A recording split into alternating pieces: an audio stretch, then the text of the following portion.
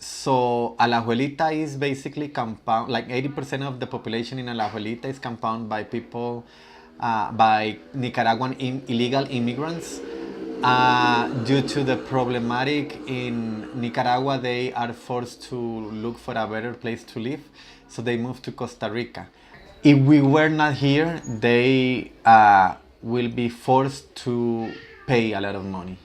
When we first got here, like 10 years ago, uh, we used to have like 100 patients a day, and they were extremely sick.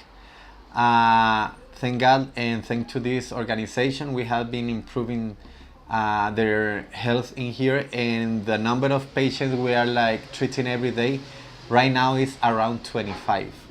And the rest of the patients are not coming here is because they come like oftenly, but before they are sick.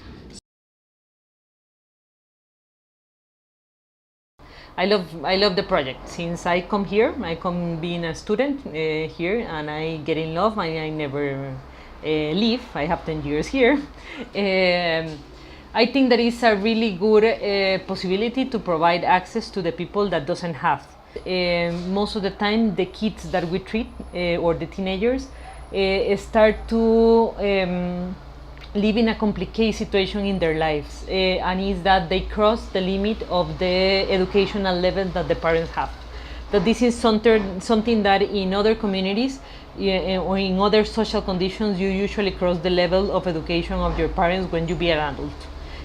So when you crossing the limit of education of your parents, you feel that you are an adult and you need to be taking care of yourself. So sometimes the work that we do here is trying to provide the kid the tools and let them know that they probably have more tools than the parents and they need to be in charge of themselves. And this is a really important thing that we do here, because it's not necessarily the way that we see the treatment in other conditions with kids. But here, make like a change. If not, you say, okay, those are your mom and your dad. They are like this, and this is what we have.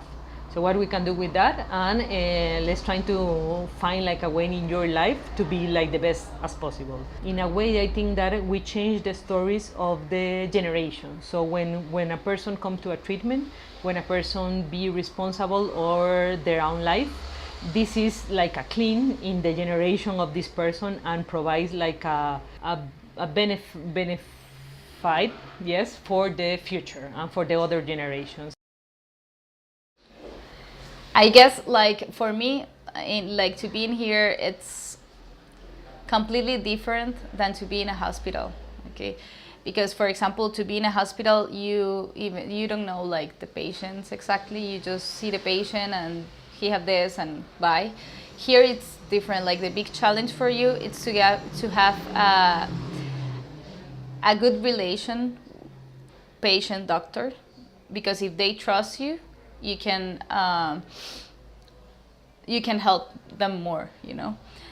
So for me, the big challenge is to be patient with them and to do a better relation every day with them, so they can like feel comfortable to be here and feel good to be here. It's better for us because they can help us with the things that we say, and we help them also.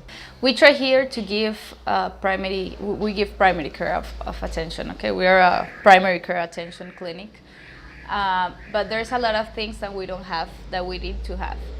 So in the future, we will try to do more, for example, home visits that are very important for patients, for example, elderly people or patients with physical disabilities that cannot come.